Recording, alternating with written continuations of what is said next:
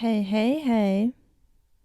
Howdy, diggity dog on. Hey. Hello, and welcome to another episode. I am sitting here almost in disbelief because this story I'm about to tell you is one of my favorite stories of my whole entire life. And it also is one of the very first ideas that I had of wanting to record when I first had the insight of wanting to start a podcast. And I thought, I want to start a podcast. I also think it would be such a fun story to tell this.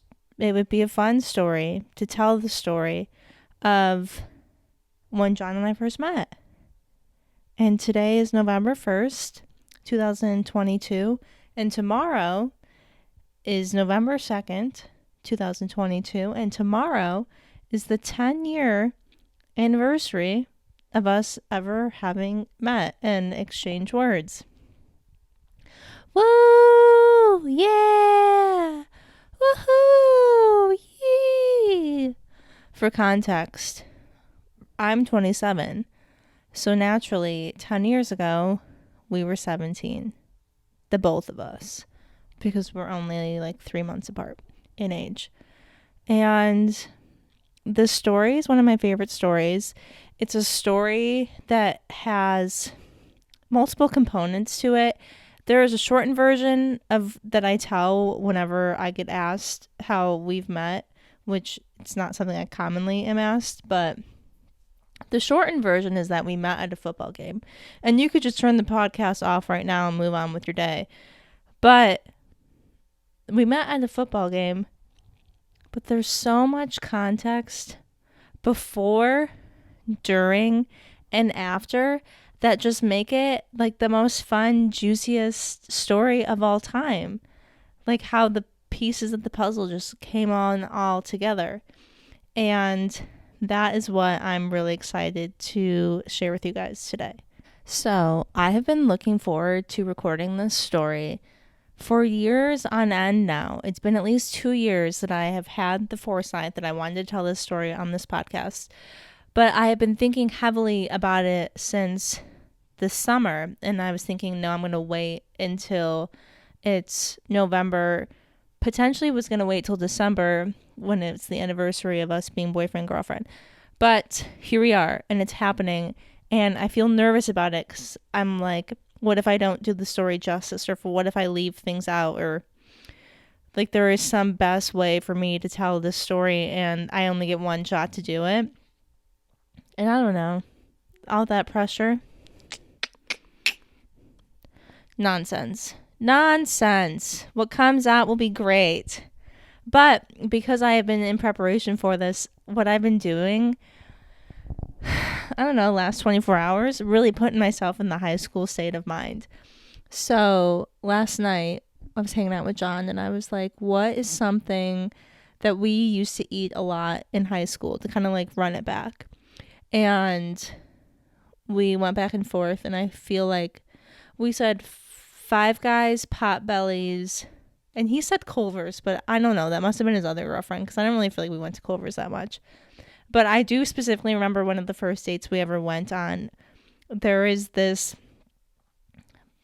I don't know, super restaurant dense area by where we live. And I remember one of the first dates we ever went on was to a Five Guys, and right next to the Five Guys was a Potbelly. And John was so ravenous in his appetite back in the day. We literally went to Five Guys, and then right after we went and he got a full second meal at Potbelly's. But I digress. Last night we had Five Guys. That was great. It was upsetting though because we didn't have ketchup, and it just felt wrong to eat those fries without ketchup. But then today I went and I got myself a Frappuccino from Starbucks because I feel like that's something I used to drink when I was a preteen/teenager. Like, to me, Starbucks was where you went to get a Frappuccino. I didn't drink coffee. I honestly didn't even know what else, like what other drinks Starbucks had other than Frappuccinos. So I was like, I'm going to run it back and like get one. So I got a matcha flavored one. They have like 12 flavors now, which is insane. Because when I was a teenager, it definitely was strawberry, chocolate, and vanilla. And I really only ever got the strawberry. Vanilla, I would never pick. Too boring, too basic, tastes too much like the same thing. Chocolate, I would get every once in a while, but I feel like strawberry was my OG. But today I got matcha. At first, it really creeped me out. Like, the consistency of it was weird, especially because it tastes just like a matcha. But, like, why is it like a pudding, like, consistency? But that's because I got a frappuccino. So I don't know how I feel about it. I'd be curious to try other flavors. But I also put on an outfit that I thought that, like, really channeled high school Carly, and I'm laughing because I was going to record this podcast last night, and I literally, it's actually really cute. I did my hair the same way that my hair was when we met, which my hair was crimped. That was like a popular thing I did in high school. I was like the 3-barrel crimper. So I crimped my hair last night, and then I picked on an outfit that was similar to what I wore the night that I met John, which was, it was either yoga pants or leggings. I don't know if leggings were as popular back then or if they were even allowed, like, because it was such a controversial pant to be wearing. So yoga pants, and then I wore a white tank top, and I had like a black zip up over it, like it probably was a Columbia. And I had like a heart necklace on. I remember this very vividly, but I don't have a heart necklace anymore. But so today when I got dressed, I put on flare jeans, which I'm so excited to take them off once this is over. You literally can't even see them because A, I have a blanket on, and B, I am video recording this. So like you potentially can see me, although not everyone's going to watch/listen to the video. But in case you're not, I have flare jeans on. And I also have like a tank top on. It's a tube top, which is kind of risque because when you call it dress code, the dress code was very strict at my school. So you weren't allowed to wear tops. You weren't allowed to wear like spaghetti straps. You had to have like 3 fingers across because, as you know, like a female collarbone and a female trap and a female shoulder is like very seductive, which, yeah, like all of those things are really hot on me. But I digress. I'm not here to get into that right now, but I thought it was bold. I'm wearing a tube top, and that would have been a bold thing to wear in high school. Like I would have been asking for a little bit of trouble. And then I have a cover up so that my tube top is safe and it's allowed. And I'm wearing silver rings, which I think both are rings that John has given to me at some point in time. Which the rings that I would wear in high school were always rings for my boyfriend, and they always were silver. So that's very on brand. And then I'm wearing, I have this bracelet that has Erica's name on it. And this is from her being a kid, and I had one with my name on it too, and I honestly think I don't have it anymore. But I'm wearing that. So that's my fit. All of these things I feel like I would wear totally in high school. When I went to pick up my Frappuccino, I was wearing flip-flops. I was like, that's also bold, because wearing flip-flops in high school was a bold thing to do. I think that it was bold. I don't know if it wasn't allowed, or maybe it wasn't allowed in junior high. So then anytime I did it in high school, like I felt like very risque, because like at one point in time I wasn't allowed to do that, and now I was old enough that I could wear flip-flops to school. Okay, so the scene is set, and I'm gonna get into the specifics of the story. As you know now, we met November 2nd, 2012. But it is important to note that less than a month before we had met, I had gone through my first heartbreak. Less than a month before John and I met was my senior homecoming. And I went to my senior homecoming with my boyfriend at the time of 2 years. He was my absolute best friend. He was a year older than me. We dated for 2 years in high school. He was my high school sweetheart. He was my first love. I thought in my head that one day we were going to get married. All of these things. Well, after my senior homecoming, things ended. Again, he was a year older than me. He was in college, and he had come home for the dance, and then he left to go back to school, and I was absolutely like tarnished, like destroyed. Like that is definitely top 3. I would say top 3 of the most painful things that I have been through. Maybe top 5. I don't know. Like, it's kind of weird to like rank the hard things you've been through in life, but definitely one of the most painful things I'd ever been through, and the most like raw emotion that I had experienced up until that point in my life. Like, I was 17 years old, feeling all of those things and feeling like, because it was my first time experiencing those, feeling like, oh no, I'm never going to get out of this. Like, this is like the depths of like despair and the depths of heartbreak. And it felt so all consuming. And I was so heartbroken that my mom would sleep with me at night because I basically would like cry all night long. I would go to swim practice in the morning and I would cry in the locker room, bathroom stall. I would go to my geometry class, first period of the day, cry. I was just very unwell. I was very unwell. My whole life had been shattered. Everything I thought that I knew, this person that was such a big aspect of my life, gone. And I like mapped out how we met on a whiteboard, and I'm looking at what I wrote down. I wrote this down yesterday, and I wrote down despair and a rock bottom. I remember my mom, bless her soul, because she did her very best to take care of her little girl that was going through her first heartbreak. And I remember she took me to the mall, bless, and we went out to eat.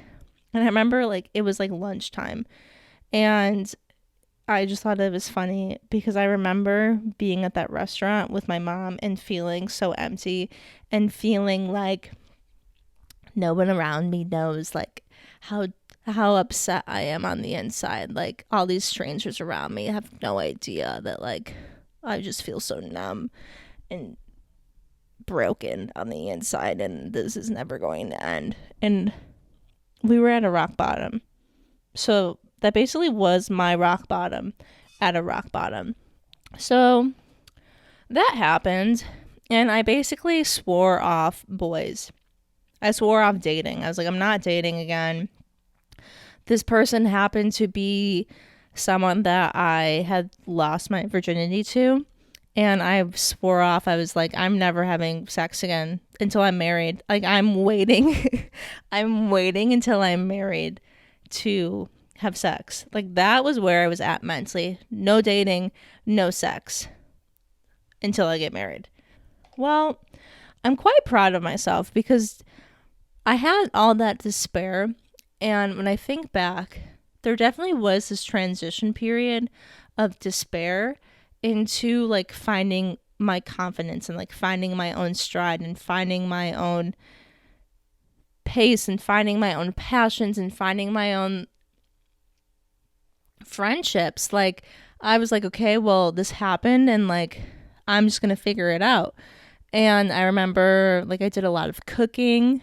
I was like cooking dinner every single night, which again, bless my mom, because that never was a thing. And I remember my dad and my brother just like eating whatever I made. And I think I made some not weird and not questionable, but like outside of the box type of things to keep myself busy. And I remember like seeing my friends more and just like being more social. And I remember like I was really pushing myself in swimming because I was just trying to channel my energy somewhere. So like shout myself out for really handling that with strides. And I remember a part of that was I started to like go out with my friends more, do things with my friends more, maybe friends that, I don't know, like maybe we didn't do as many things prior, but now I was like getting out there. I was changing things up. And I remember it was a Halloween party. And I remember it was like November was always a fun month of school because we always had so many days off from like Veterans Day. Is that in November? And like parent teacher, is Veterans Day in November? I think that it is. I'm just going to say that it is. Veterans Day, and then like parent teacher conferences, then throw in Thanksgiving. Like there was just a lot of days off, a lot of not full weeks of school. Swimming was like would be ending. So it always was like this like it was this month of like exciting anticipation, energy behind it. So I remember it was one of those weeks where we had like 2 random days off, and there was my friend like had like a Halloween party, and I had gone to the Halloween party, which was very unlike me because I didn't really go to parties in high school. Like that just like wasn't my scene, and if I did go, I always felt like a little out of place. And I'm not gonna lie, I definitely felt a little out of place at this Halloween party. But I was so excited that I had went and like socialized and like pushed myself out of my comfort zone. And again, was like doing things because I was very heartbroken, which is, I don't know, it feels so weird to talk about now, being 27 and being 17, but I don't want to invalidate those feelings that I had because they definitely were real. But the Halloween party is important to note because the next day after the Halloween party, this is when things get serious. This is the day now that unknowingly to me, everything would change. So it's the next day after the Halloween party. And my friends, who again are asking me to do things, inviting me out more, they asked me to go to a football game at one of the sister high schools of the high school that I went to. The high school that I went to was associated with 3 other high schools, so there was 4 total. And they're all like under like the same umbrella essentially, but just like in neighboring towns.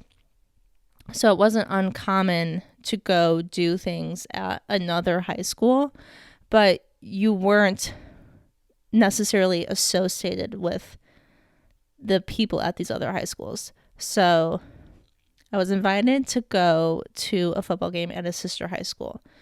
And I kind of was contemplating in my head, going back and forth about whether or not I wanted to go. And a part of the reason why I was thinking about not going was because I had just gone to that party the night before and I had really filled up my social cup.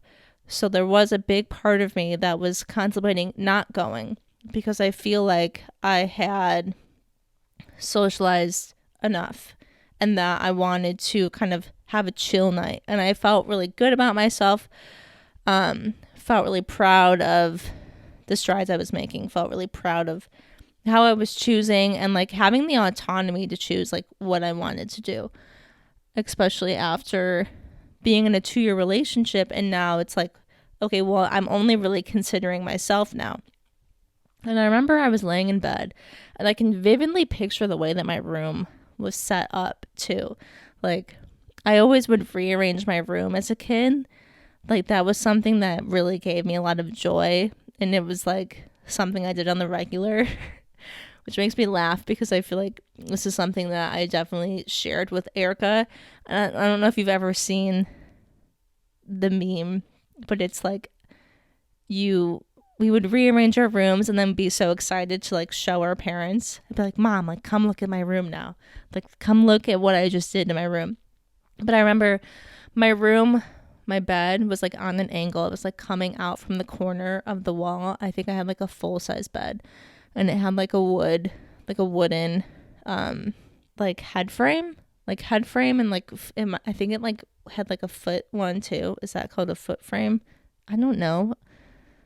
Whatever the like wooden castle that like the mattress lives in. I had one of those, which always frustrated me because my feet would always be cut off and I would have to like curl up in a ball. I could never like lay with my legs all the way out. But I digress. So I was laying in bed. I can picture what color my comforters were. I can picture what color my walls were. I had like my little mini TV on in the background, and I was laying in bed with my dog Petey and our uncle's dog Penny that was like living with us for the period of time. And I remember laying in bed, texting my friends, going back and forth, thinking about not going to the game. And all of a sudden, out of nowhere, I just have this like one single thought. And my one single thought was, what if you meet someone at the game? And I remember after I had that one single thought of what if you meet someone at the game, that I texted my friends that I was going, and I got up, went to the bathroom, and started to get ready. Like just like a switch of like instant decision of like, okay, this is what I'm doing.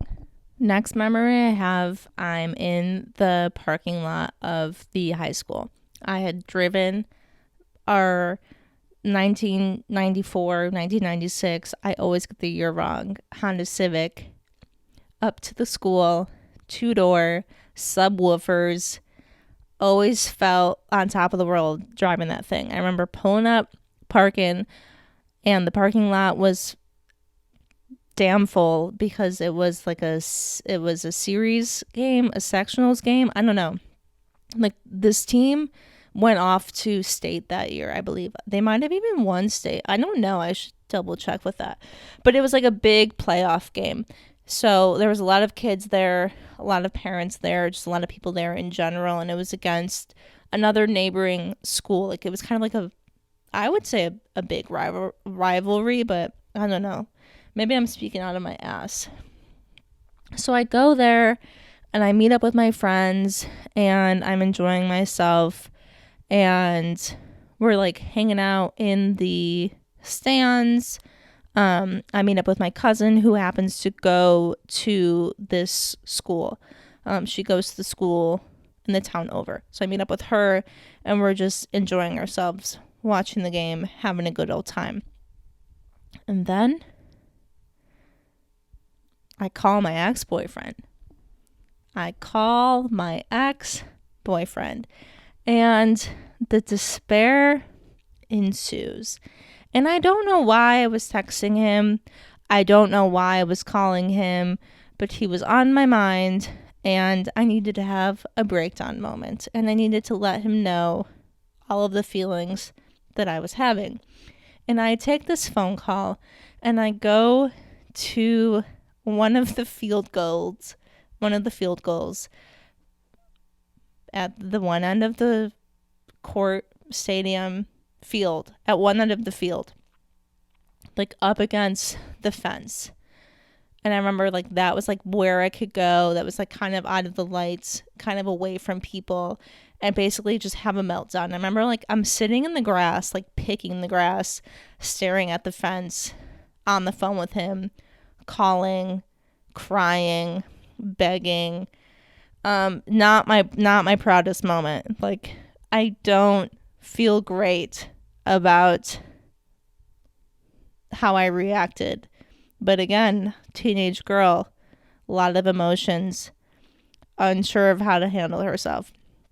So I'm on the phone with my ex-boyfriend, very upset and wanting to know if there's anything left.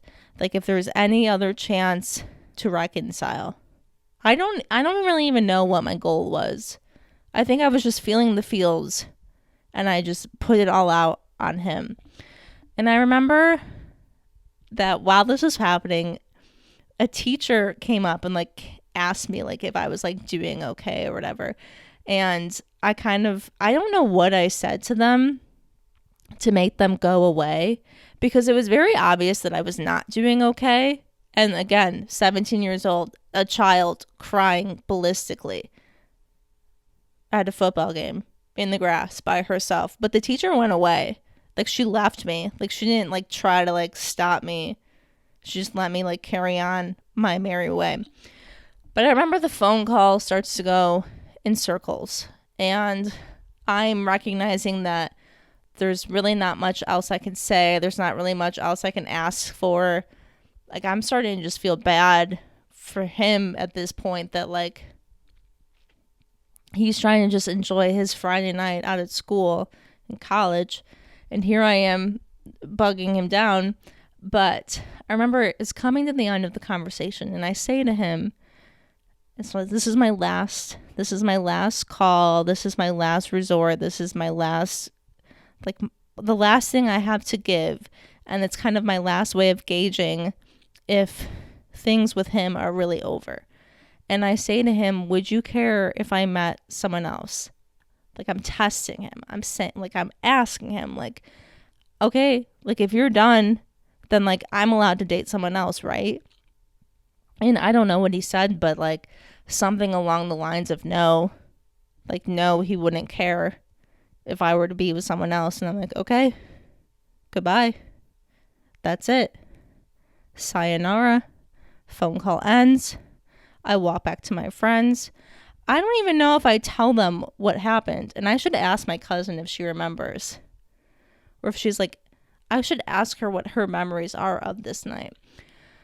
But when I go back to my friends, I noticed someone in the stands. Where my friends and I are sitting is more near the bottom of the stands, and this person is more near the top. And this person stands out to me because their head is like a head taller of everyone else.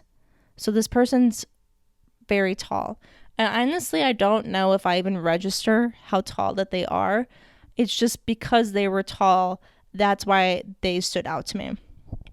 So I see this boy, and I see him standing out in the crowd, and he catches my eye, obviously. And I start to ask my cousin. I ask her, do you know anything about that guy? The guy up there, the guy that's taller than everyone else. And she's like, oh yeah, he's in my AP physics class. Instantly, okay, I need more information, because that is like a good first statement for you to say. Because instantly I'm like, he is smart. I am also in AP physics at my high school. So, boom, something in common. We both are in AP physics. And that also stood out to me because that was a choice.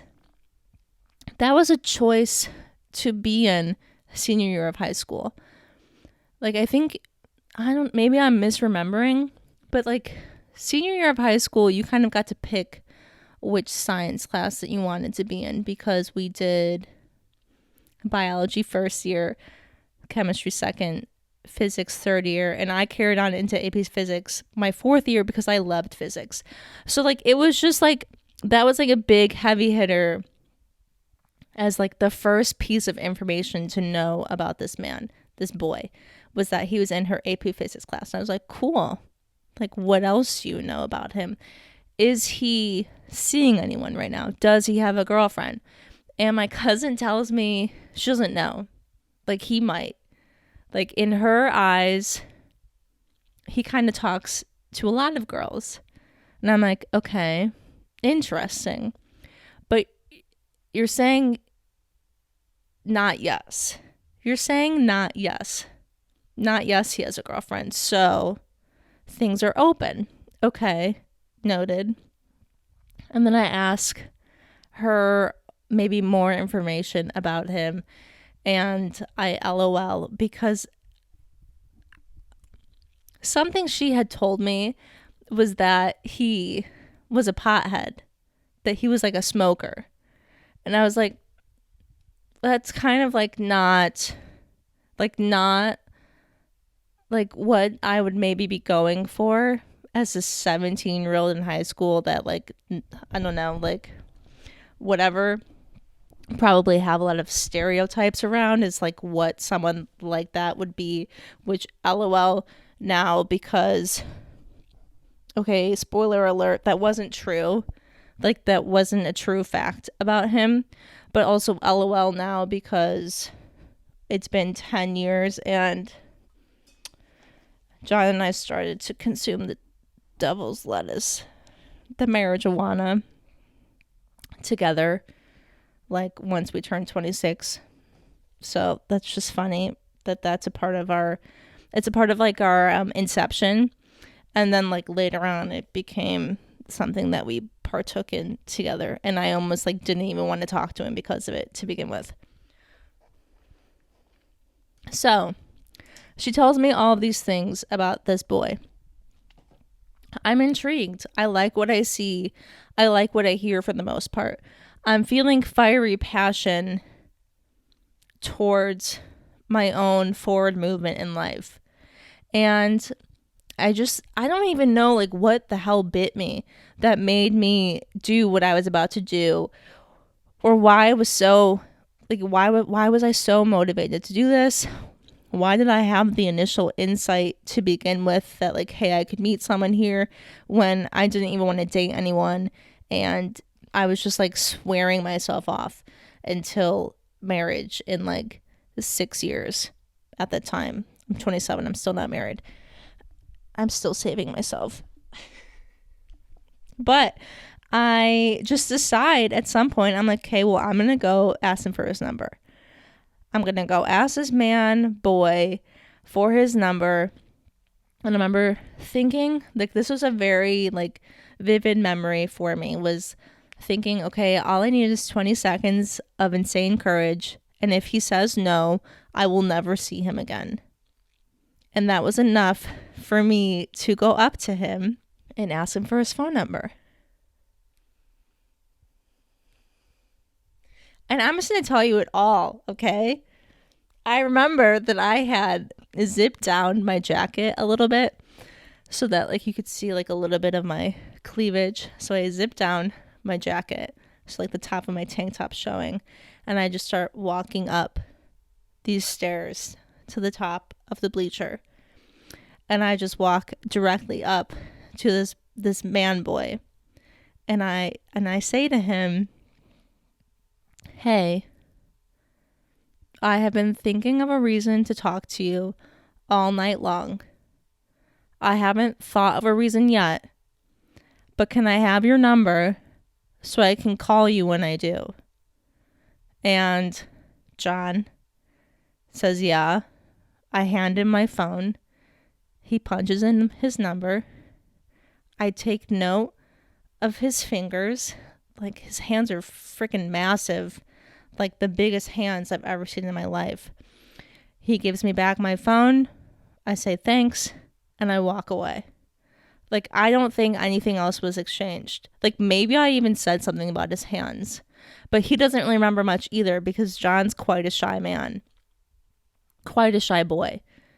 Like, to him, the whole thing was a blur. He didn't even realize what was happening until after it had happened. But I got the phone number. My 17-year-old ballsy ass got the phone number. I went down, enjoyed the rest of my night. It was a great feeling. I remember being back at home same night, texting one of my friends and telling her that I met someone new tonight and I have really good feelings about him. Like, he might be like the one. Granted, all I had done was ask this man for his phone number. And now I was texting my friend that like, hey, I met the one.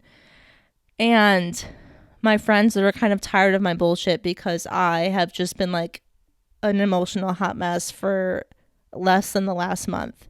Like, just like had my heart broken, stomped on, destroyed, been emotionally unstable for the last 20 plus days.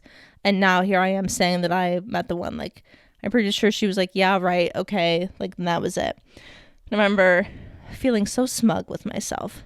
Well, I wait until the next day to text him, as one does, because I couldn't seem too needy, too excited, too aggressive. So I wait until the next day to text him.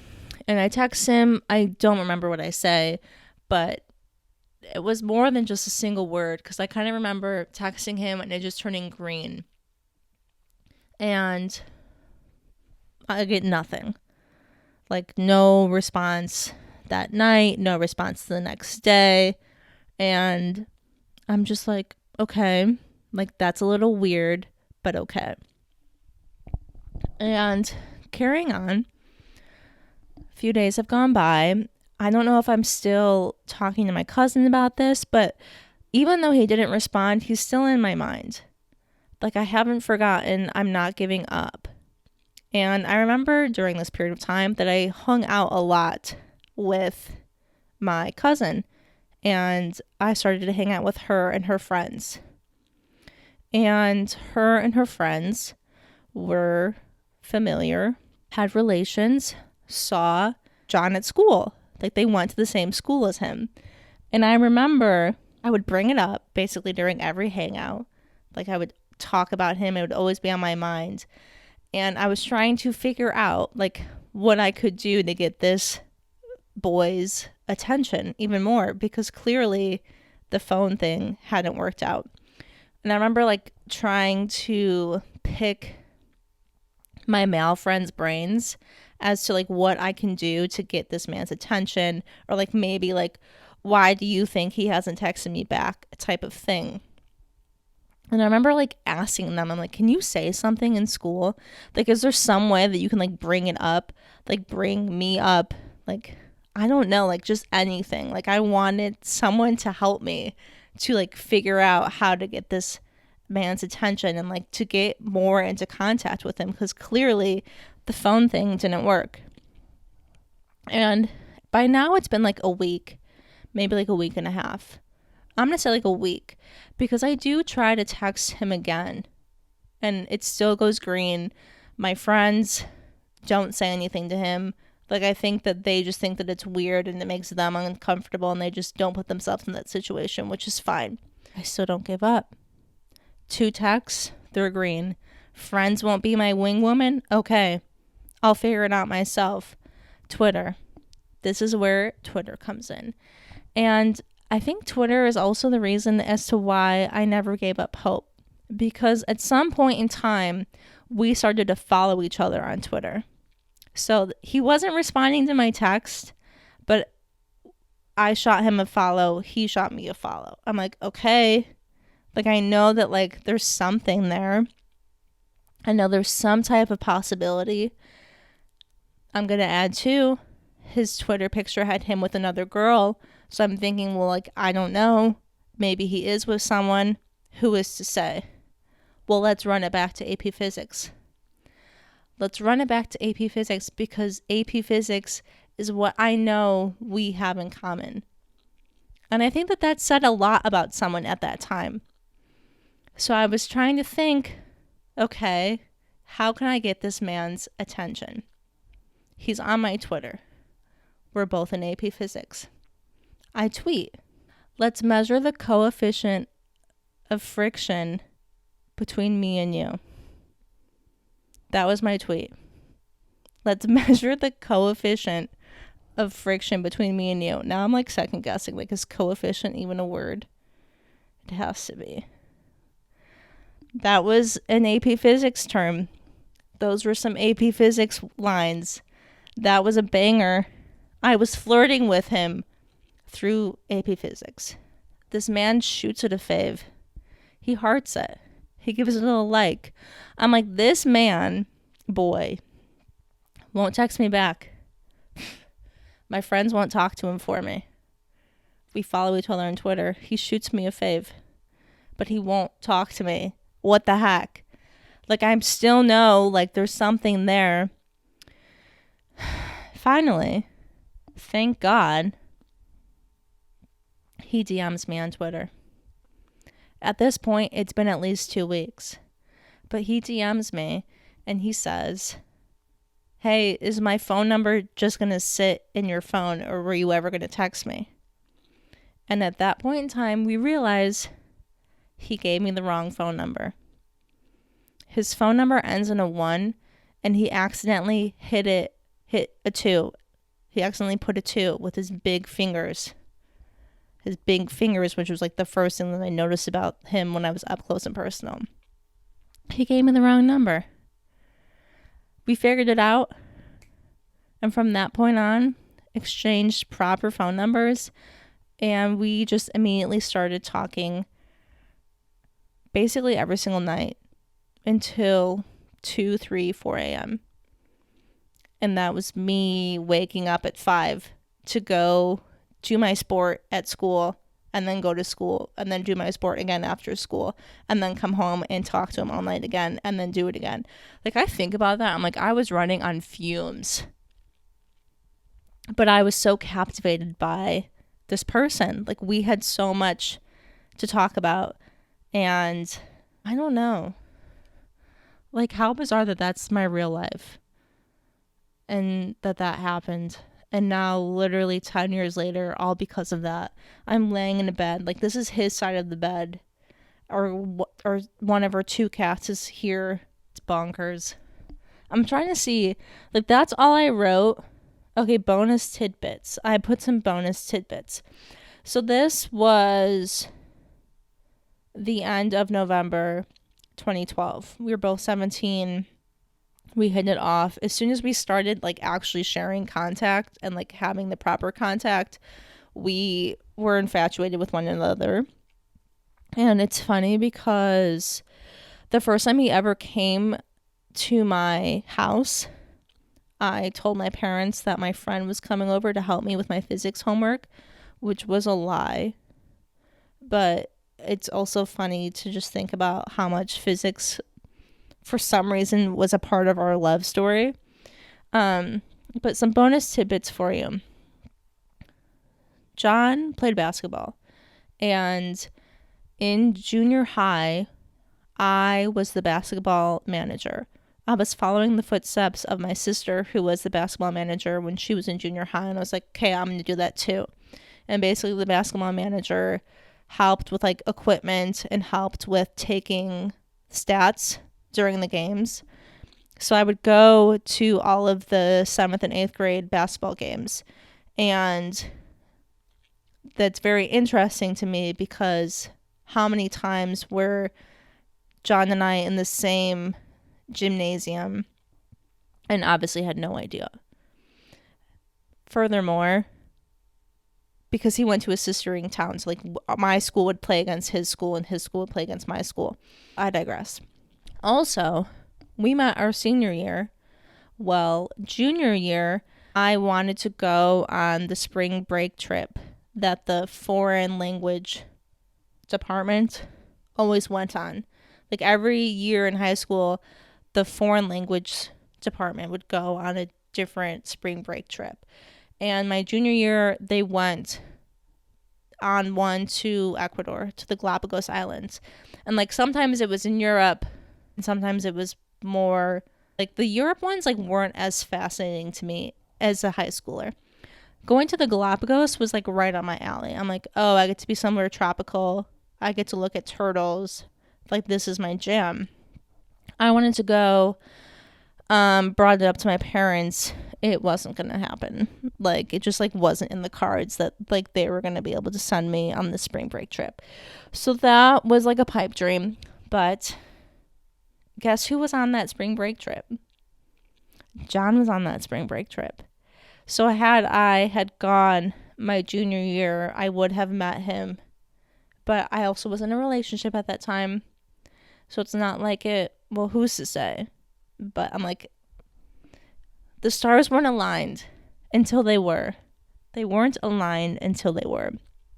And I was meant to meet him on this November 2nd day, which is reminding me now, too, that I'm pretty sure between meeting him at the first football game and then actually having the right phone number, I had gone to another football game for his school because they had kept winning the playoff game, so they kept advancing.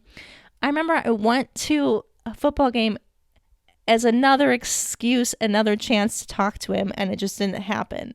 Like, I don't know if I didn't see him or if he was too shy, or if I was too shy. But I literally traveled as an excuse to like run into this man again. And it didn't happen until it happened. And now we have that fun story of flirting with him via Twitter and him DMing me. So yeah, I met my boyfriend, love of my life, at 17 because I had a single thought while I was laying in bed about what if I met someone, and because I had the courage to ask him for his number, and because I had the persistence and the drive to really want to talk to this man, that I just like simply did not give up, even when things were not like not meeting together. Like, I just refused. And now here we are all these years later. That's pretty rad. And I'm pretty proud of myself. And I think for me, the like simple thought of like, what if you met someone, and how much that just like, I just like listened, like something about that motivated me. And like, I think now I can overthink things too much, and I wish that I could have the calmness to like have a single thought like that and recognize it and recognize the power behind it and just go after it. And I think too, like the 20 seconds of courage thing is such like a powerful motivator to just like have in life. I don't know. I love that we met that way. And I love that it is now in long form, and maybe I will in the future just keep the short form that we met at a football game and then direct them here if they want to hear the whole thing, because that was emotional. That was emotional to share. But I hope that you enjoyed. Hope you took something from it. Hope it was entertaining at the very least. And yeah, if you like the episodes, you could leave me a review. Shoot me a little 5 stars. Hit me up in the DMs. Let me know your thoughts, takeaways. And I look forward to chatting to you soon. Don't forget to have a little courage. Don't forget to listen to the little quiet whispers of your brain, because sometimes it's such a quiet little voice, but it could bring you to really big things and really change your life. And also, don't forget about the power of physics. The power of physics can really bring people together. And I think we should bring back flirting. I think I need to bring that back in my life. Like, that was really ballsy of me and creative of me. Let's measure the coefficient of friction between me and you. Okay, go off, sis. Like, shout me out. Anyway, love you. Bye.